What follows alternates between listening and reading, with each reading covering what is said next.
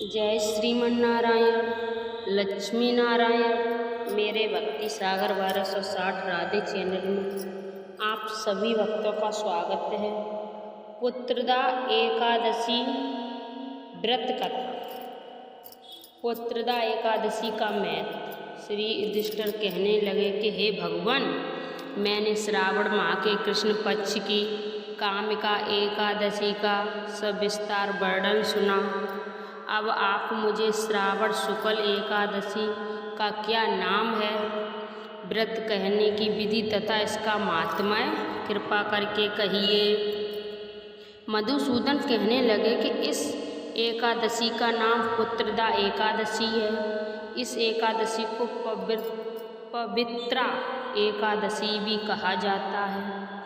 पुत्रदा एकादशी व्रत करने वाले व्यक्ति को पूजा के बाद श्रावण पुत्रदा एकादशी व्रत की कथा जरूर सुननी चाहिए।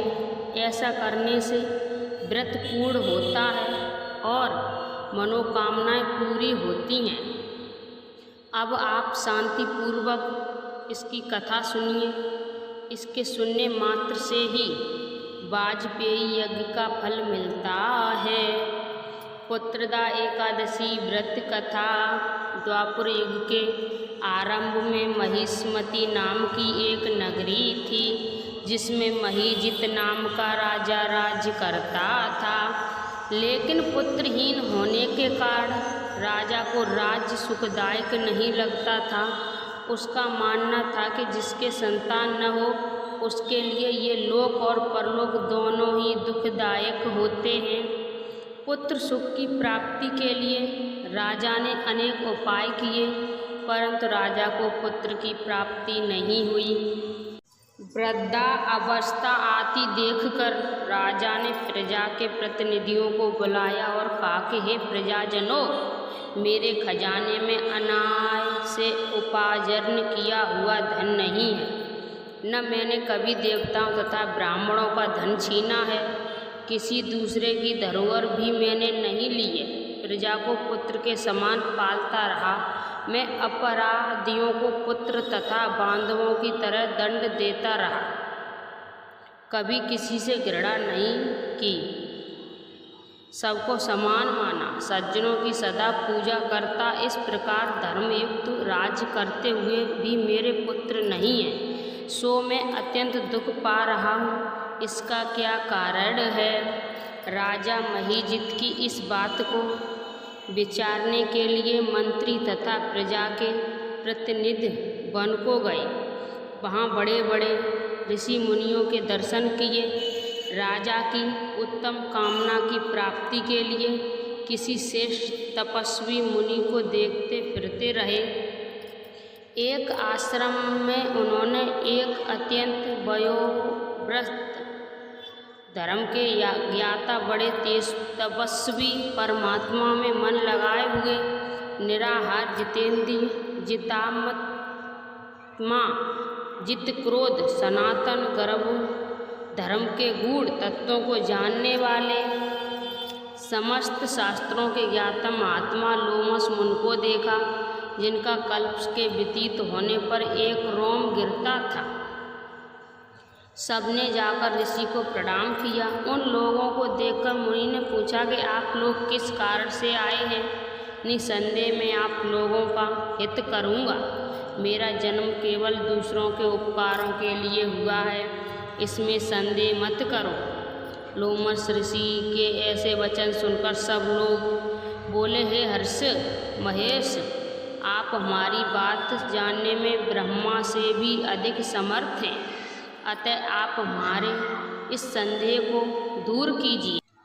महिष्मतीपुरी का धर्मात्मा राजा महीजित प्रजा का पुत्र को समान पालन करता है, फिर भी वह पुत्रहीन होने के कारण दुखी है। उन लोगों ने आगे कहा कि हम लोग उनकी प्रजा हैं, अतः उसके दुख से हम भी दुखी हैं। आपके दर्शन से हमें पूर्ण विश्वास है कि हमारा ये संकट अवश्य दूर हो जाएगा, क्योंकि महान पुरुषों के दर्शन मात्र से अनेक कष्ट दूर हो जाते हैं। अब आप कृपा करके राजा के पुत्र होने का उपाय बताइए।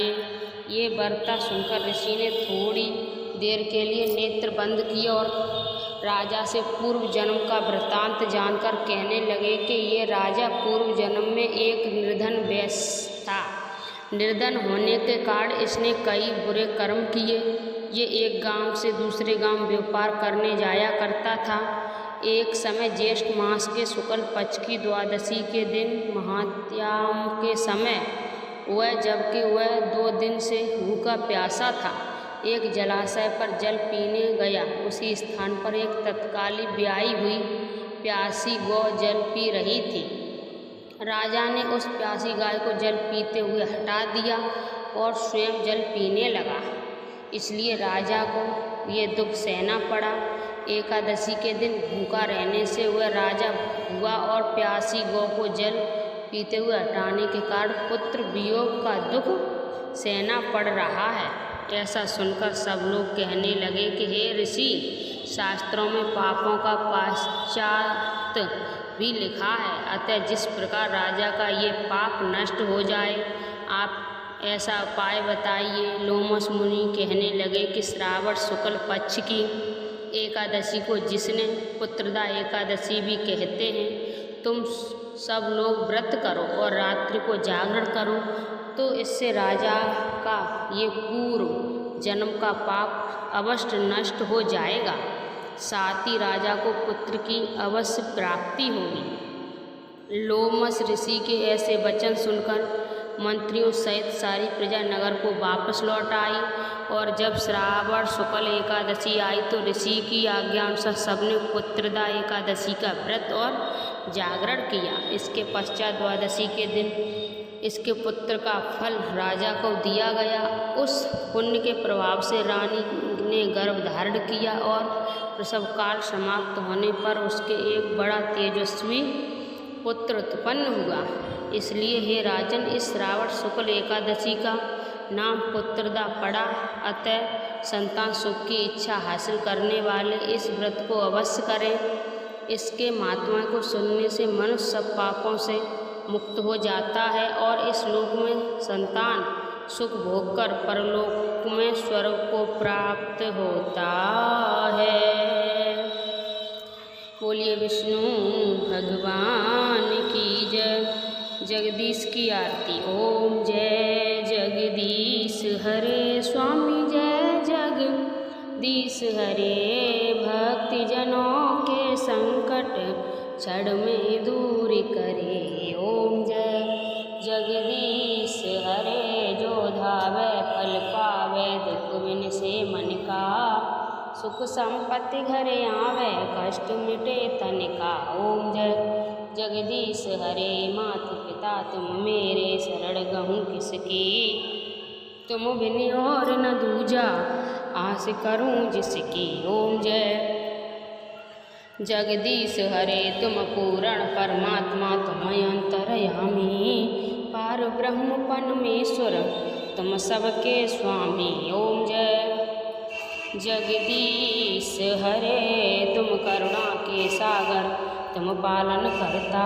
मैं मूर्ख खल कामी, कृपा करो भरता। ओम जय जगदीश हरे। तुम हो एक अगोचर, सबके प्राणपति। किस विधि मिलूं दयामय, तुमको मैं कुमति। ओम जय जगदीश हरे। दीन बंधु दुख हरता, तुम ठाकुर मेरे।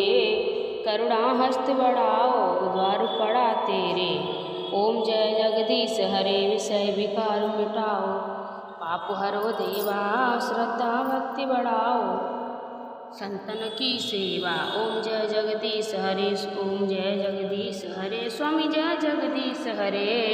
भक्ति जनों के संकट क्षण में दूर करे। ओम जय जगदीश हरे। बोलिए विष्णु भगवान की जय। माता लक्ष्मी की जय। आप सभी भक्तों को मैंने पुत्रदा एकादशी व्रत कथा सुनाई और जगदीश की आरती सुनाई। उसमें मैंने कुछ गलत बोला हो तो आप सभी भक्त मुझे माफ़ करना। इस वीडियो को ज़्यादा से ज़्यादा शेयर करना, लाइक शेयर सब्सक्राइब ज़रूर करना। कमेंट में जय श्रीमन नारायण जरूर लिखना। आप सभी भक्तों की हर मनोकामना विष्णु भगवान अवश्य पूरी करेंगे।